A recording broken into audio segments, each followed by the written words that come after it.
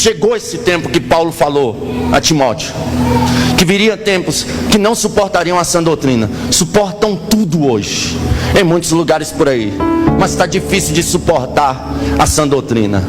Você vai pregar em congressos aí, suportam 3 horas de cânticos, 200 conjuntos cantando.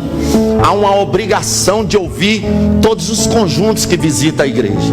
Aí ouve 200 conjuntos, coloca mais a equipe de louvor, coloca mais o jogral, coloca mais a peça, coloca mais a dança. Aí quando vai passar para a sã doutrina ser aplicada à igreja, irmão, o horário está avançado. O irmão tem 5 minutos aí. Eu espero que o irmão entenda a gente. O pregador que prega a sã doutrina, ele não te entende. Você está sendo irresponsável com a igreja. Você está tendo comichão nos ouvidos. Suporta tudo, mas não suporta a sã doutrina. Agora, se fosse o cara do stand-up, podia amanhecer ele lá falando que a galera suporta. Se for o cara da revelação, então pode deixar a noite todinha que a gente escuta a revelação. Porque nunca se viu um povo tão viciado em revelação. Mas quando se fala de sã doutrina, aí esse povo aí vive desviando. Desviou por quê? Deus falou e não cumpriu. Que Deus? Deus, o meu fala e se cumpre. Mas eu não vigiei, não era para me ter contado o meu sonho, irmão. Aleluia. A pior mentira que pregador diz é: não conta teu sonho para ninguém não, para o diabo não impedir. Irmão, mentira. Aleluia. José contou o sonho, jogaram ele na cova. Aleluia. José contou o sonho, venderam ele, mandaram ele para o Egito. Se José não conta o sonho, a promessa não se cumpria. Você contando ou não, você fazendo qualquer coisa ou não, se Deus falou que vai fazer, Ele faz. Deus não precisa de mim, aleluia, para fazer qualquer coisa. Deus, quando Ele fala, Ele cumpre. Então é por isso que Ele tem dificuldade de falar. Agora, irmão, as pessoas não suportam mais a sã doutrina, mas fica lá nas livezinhas do Facebook lá, aleluia, o cara com uma bacia de óleo, uma bacia de farofa, um cajado, sei lá, um pano batendo lá e revelando. E ó a revelação dos caras. Deus está me revelando aqui que quem compartilhar agora vai ser abençoado. Olha que mentira, irmão. Toda revelação que não tem base na palavra, ela deve ser rejeitada.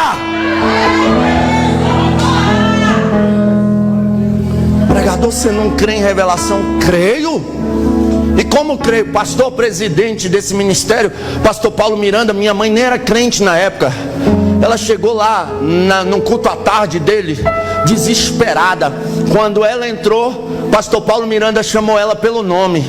Falou: olha, lá na tua casa está uma situação de desespero, mas ainda hoje, era 3 horas da tarde quando ela entrou lá, ele disse: ainda hoje Deus abre a porta de emprego para você. Quando ela chegou em casa, ligaram para ela ir trabalhar. Então revelações tem, revelações acontece. Eu sou fruto de uma revelação. Eu tinha 15 anos de idade, estava totalmente perdido, aleluia, no mundo das drogas. Eu tenho uma vergonha, irmão, do meu passado. Quando eu olho para o meu passado, parece que não era eu. Aí eu entendo que a Bíblia diz que em Cristo a gente nasce de novo.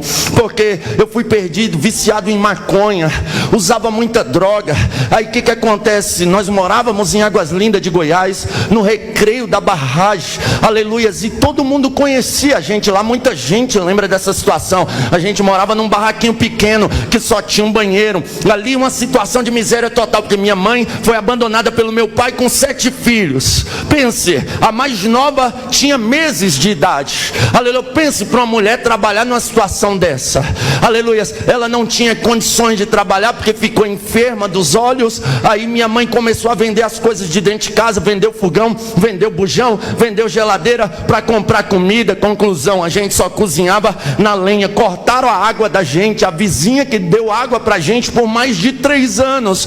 Pode ir lá, irmão, aleluia, que tenho várias testemunhas disso. Cortaram a luz da gente. A gente vivia comprando vela. Quando não tinha vela, ficava no escuro. Pense numa situação de miséria total. E eu viciado em drogas. Uma vez, eu e mais 2 amigos fumamos um baseado de maconha, sentamos no murinho da minha casa e estamos lá. Aí era 3 horas da tarde mais ou menos. Aí vem 3 jovens vestidos de terno no sol rachando.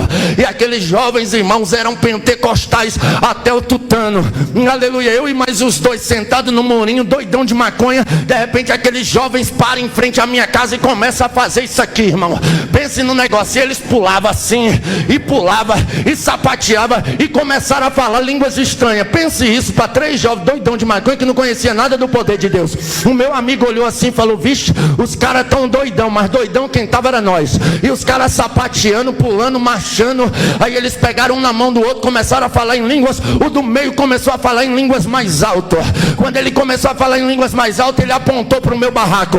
Ele disse: hoje essa casa está em ruína, hoje essa casa está em miséria, mas de dentro dessa casa Deus vai levantar pregador, de dentro dessa casa Deus vai levantar profeta, de dentro dessa então quando Deus fala, Ele cumpre. Eu não sei aonde estão aqueles profetas, mas a profecia está pregando aqui hoje. Quem acredita, levanta a mão da glória.